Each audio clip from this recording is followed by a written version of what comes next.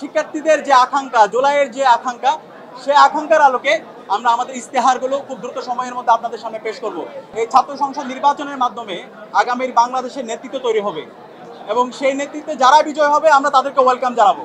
Press কনফারেন্সের শুরুতে শ্রদ্ধার সাথে স্মরণ করছি জুলাই বিপ্লবের সকল শহীদদের, যাদের আত্মত্যাগের মাধ্যমে আজকে আমরা আজাদি পেয়েছি এবং যাদের আত্মত্যাগের মাধ্যমে আজকে ঢাকা বিশ্ববিদ্যালয়ে ছাত্র সংসদ নির্বাচনের আনুষ্ঠানিকতা আমরা আজকে সম্পন্ন করতে পেরেছি।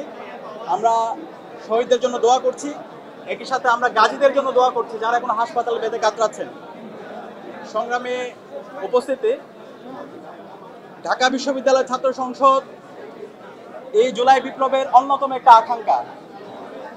আমরা গত 1 বছর ধরে বিশ্ববিদ্যালয় ক্যাম্পাসে আমাদের যতগুলো দাবি দেওয়া উত্থাপন করেছি, সে জায়গায় আমাদের প্রথম দাবি ছিল ছাত্র সংসদ নির্বাচন দিয়ে দেওয়া। তো ইতিমধ্যে ছাত্র সংসদ নির্বাচনের আনুষ্ঠানিকতা শুরু হয়েছে এবং আমরা প্রত্যাশা রাখি এই ছাত্র সংসদ নির্বাচনের মাধ্যমে আগামীর বাংলাদেশের নেতৃত্ব তৈরি হবে এবং সেই নেতৃত্বে যারা বিজয় হবে আমরা তাদেরকে ওয়েলকাম জানাবো। ওয়ালটন এখন দেশের সীমানা পেরিয়ে পৌঁছে গিয়েছে 50টিরও বেশি দেশে।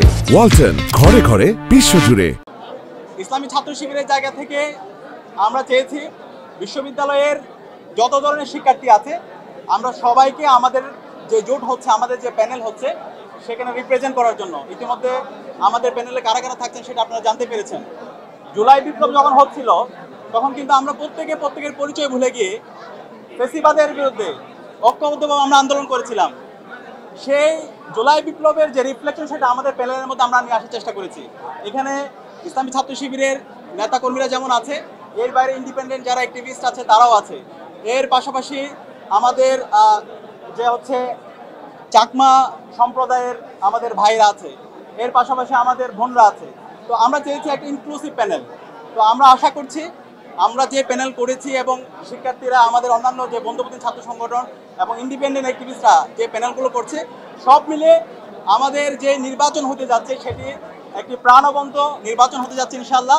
এবং শিক্ষার্থীদের যে আকাঙ্ক্ষা, জুলাইয়ের যে আকাঙ্ক্ষা, সে আকাঙ্ক্ষার আলোকে আমরা আমাদের ইস্তেহারগুলো খুব দ্রুত সময়ের মধ্যে আপনাদের সামনে পেশ করব এবং আমরা আশা করছি এই ছাত্র সংসদ নির্বাচনের মাধ্যমে জুলাইয়ের শহীদদের যে আকাঙ্ক্ষা, সে আকাঙ্ক্ষায় আমরা আগামী বাংলাদেশে বিনির্মাণ করব। তাদের আকাঙ্ক্ষা হচ্ছে একটা ইনসাফ ভিত্তিক বাংলাদেশ বিনির্মাণ করা।